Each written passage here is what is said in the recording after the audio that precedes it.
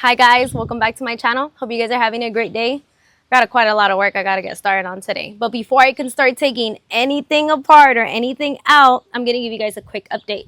So I already submitted my order for Pro Wire. Everything is coming in. I also ordered a couple other things. So once that gets here, then I can go ahead and get started on the harness and then finish that part of the build. And my cam buckets already got here earlier this morning to the PO box. So I'm super excited. Probably gonna stop by and pick that up after I'm done here. And if not, I'll pick it up tomorrow morning and then I'll show you guys and I'll give you guys the visual on how they look. Oh my God, I'm so excited because I've only seen how it looks like through pictures but never in person. So that's going to be pretty cool. And I was looking through my layouts, and before I can even start planning out on how I'm going to like get everything else in, of course, because the Supra is still very gutted.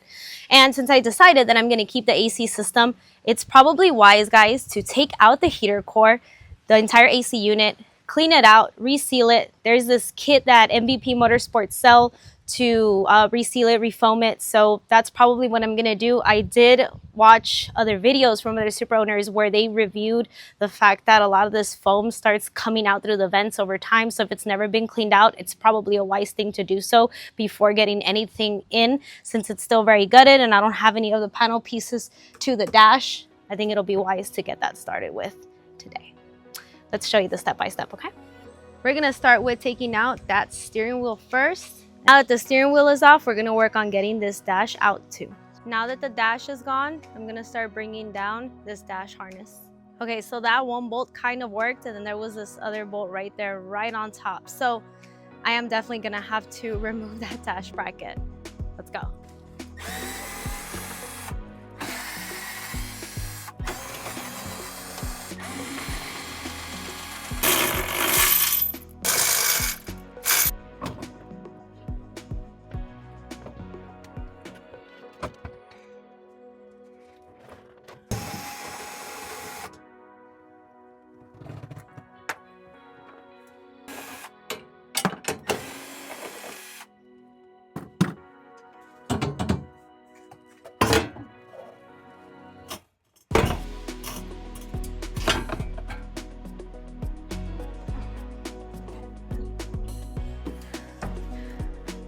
Yeah. Oh no.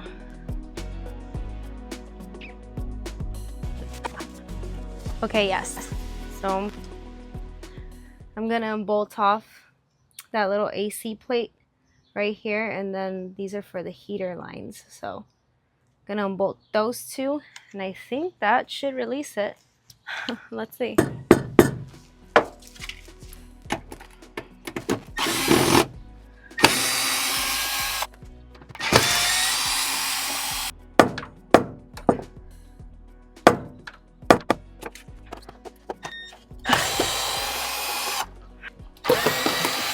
There we go.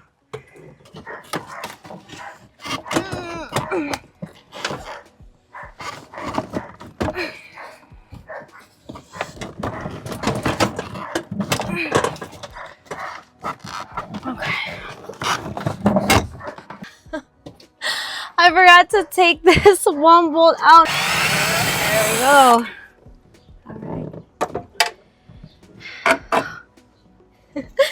All right. Okay. Okay. So since I still have it inside, main two connectors that have to be relieved are this one up here and then this one. And then that'll allow the entire unit to come out. Besides that, where it bolts onto, we have one bolt here that goes along the firewall. This is in the middle. And then this is towards the steering wheel, like right underneath the ignition. So right over here, we have that last one. And then of course the two bolts that go to the AC lines, and then the two bolts that go to the heater lines. And then this one bolt right here for this bracket. And that will pretty much allow this entire thing to come out. So now I gotta do these connectors, and then I can bring this bad boy inside to the house. And just in case you guys might have missed the bolt pattern on the dash, it bolts up from here, here, here, here, here, here, and I think I'm missing two more. more. Oh yes, here. Here. You could definitely tell that this thing has not been cleaned ever. Look at that foam inside. So yeah, this is what I was talking about. And until I knew what the purpose of this was, and I looked inside the dash, that's when I seen, oh, this is really bad. This is exactly what the Supra owners were talking about. And at this point and at this stage of the build, since it's pretty bare, why not?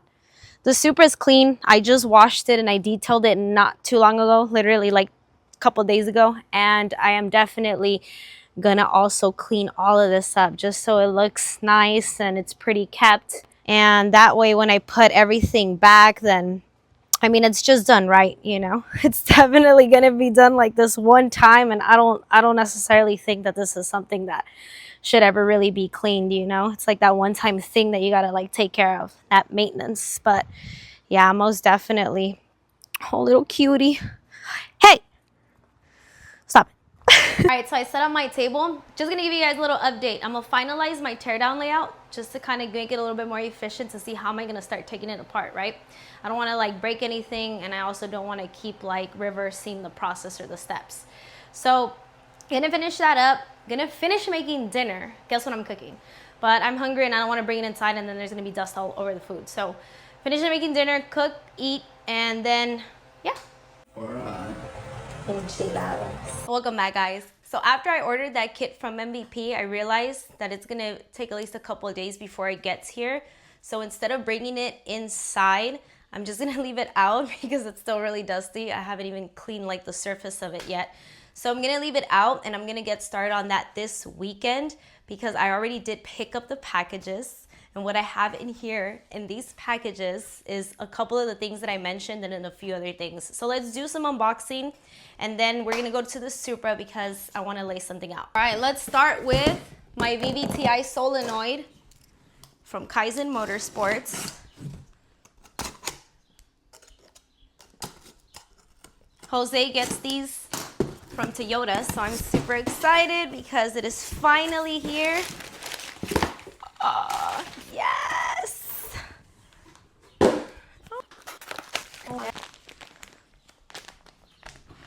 VVTi solenoid for my 2JZ GTE engine. One of the fun packages, we got Pro Wire. What's cool is that they do offer solid wire, and the solid wire does not have to be bought at 100-foot minimum, so that's pretty cool. And I got like a little bit of everything that I needed, and from what I calculated, that was necessary for the entire build. So it's a bunch of set sizes that I got, but I think I got enough. I honestly got more than enough, but yeah, we have a couple of different sizes here. And it's all just solid colors because, yeah, I'm not gonna buy a 100-foot minimum roll when I just need, you know, at least like no more than, like the largest roll was this one, which is 180 feet. Yeah, this one's definitely, this one is, what is this, 20 gauge? Yeah, 20 gauge wire. So this wire here, there's probably at least like, if I'm thinking about it correctly, it's about like 20 different wires inside that fuse box that run the same size, so 20 gauge, so 20 by 20. But yeah, so we got this. That's pretty cool. We need plenty of this heat shrink, different colors, and some electrical tape from Scotch, and some solid crimps. Ooh. And a package from Valvoline. I'm so excited for this one. We'll talk more about this later, but this is cool. Nice. This shit looks dope. Yeah, so I'm still trying to figure out exactly how I want to lay things out in the trunk, but I left that battery there, which is the battery from the RDX, and I don't think that's a good placement for it. The battery that I'm going with, it's a lot smaller, but I don't know how much smaller, so I'm probably gonna take dimensions of that right now just to kind of like test fit it. And definitely the fuse box is gonna go on that driver's side, so where that huge hole is right there. Now, I don't know why, guys, but then I don't know why they cut out this hole here. So I think I'm just gonna leave it open for now until I figure out exactly like what I'm gonna do with that.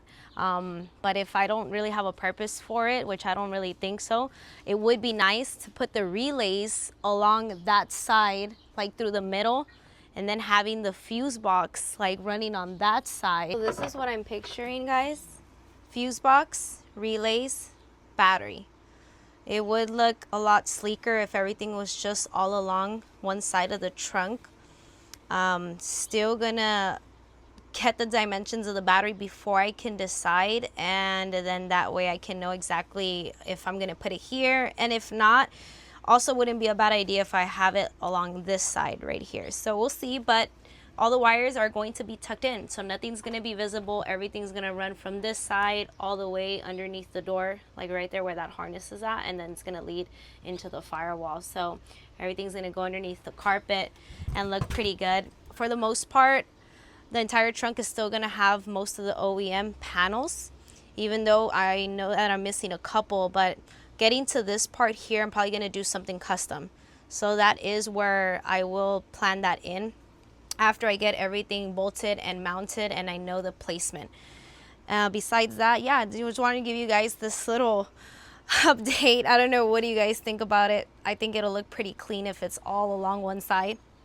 I know it's still quite a lot of work that has to get done, but I'm excited because a lot of things are here. So progressively throughout the next couple vlogs, you guys will see like all the work that will be done, and then soon, very soon, we'll get to that part.